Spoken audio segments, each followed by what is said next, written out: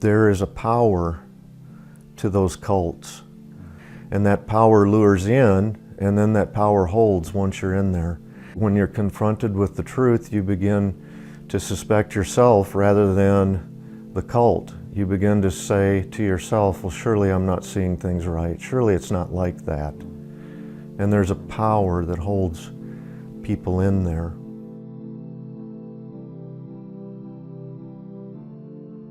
You had previously mentioned to me that in your past, before pastoring in Missouri, you got pulled into a group that was a cult.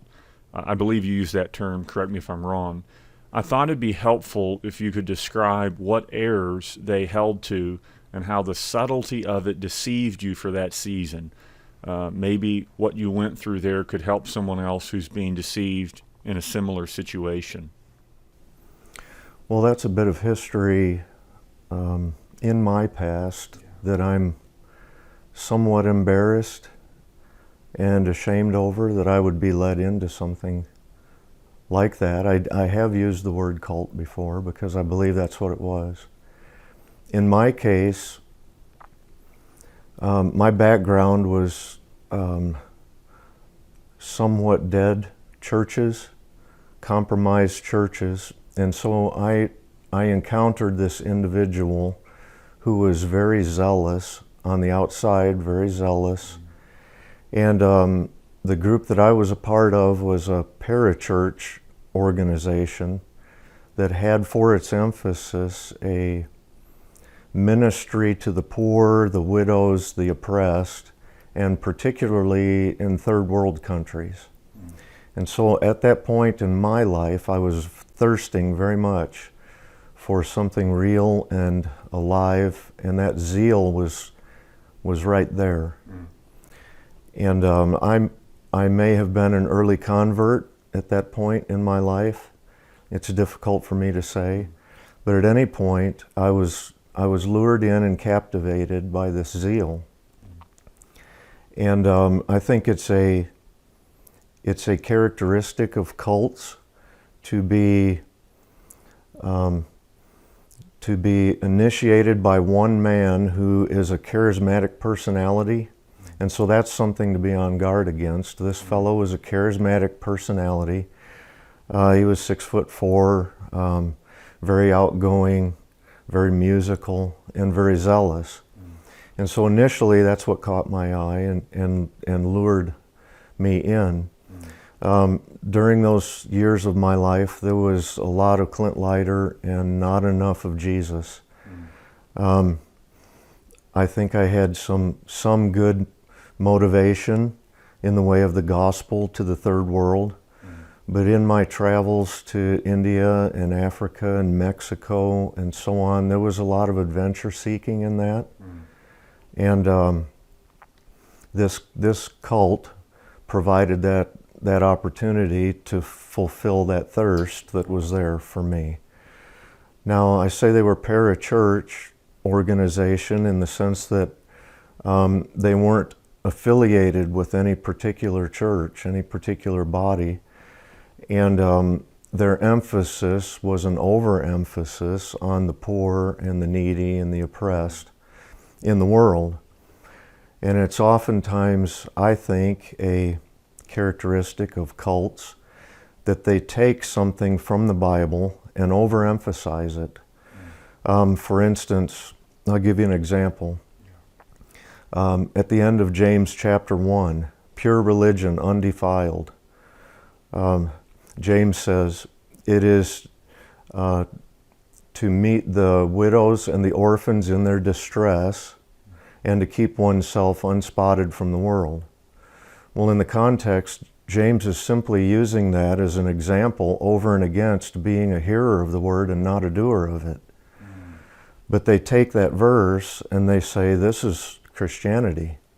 If you're not going down to the widow down the street from you and mowing her lawn, or you're not starting an orphanage or being a part of an orphanage, or you're not separating yourself as a group from the world, you're not fulfilling that.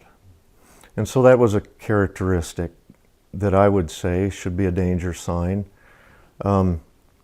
that is highlighting something overbalanced in the Bible. Another characteristic that was a part of this group was an overemphasis on the Old Testament and the way God dealt with Israel, the nation of Israel. It led in this group, after I had left, to them performing Jewish ceremonies and erecting tabernacles out in the parking lot and studying Hebrew and all of those kinds of things, as well as food pantry ministries to Jewish communities in Chicago. And so there was an overemphasis on the Old Testament. The leader of the group, he was into memorizing the Bible. And oftentimes it's another characteristic of cults. They do know the Bible. It's just that they're able to twist it to meet their ends. But of all the books of the Bible he chose to memorize, it was Isaiah. I mean, it wasn't John, it wasn't Romans, it wasn't Hebrews, it was Isaiah. And so I just use that again as an illustration. It was an overemphasis on the Old Testament. Another thing that I saw in this group, as I look back on it especially, is legalism. And, do not handle, do not taste, do not touch. Colossians chapter 2 there. And those things, Paul says to the Colossian church, they have an appearance of wisdom. But what are they? They're self-made religion, self-abasement, harsh treatment of the body, those kinds of things. So they were legalistic. This is what you do if you're a true Christian. And it was a focus on doing rather than on being. And that's a characteristic, I think, I noticed of the cult that we were in. Another characteristic to be on guard against, and that is immorality, moral lapses. I think that comes directly as a result of legalism. Because again, Colossians chapter 2, these things are of no value against fleshly indulgence. And so you've got legalism, there's no power there to deal with the lusts of the flesh and so on. That comes through walking in the Spirit. So inevitably, and how often have we seen it, in parachurch organizations and so on, where things get skewed and overemphasized and a legalistic bent to their manner. There's some moral failure among the leadership, and that was the case here in this group as well. That led to us taking a stand against that and leaving. God surrounded me with godly men that were able to counsel me and encourage me and bring me out of that. Because I say there is a power to those cults that is unrecognized maybe by people who haven't been directly involved in them. And that power lures in, and then that power holds once you're in there.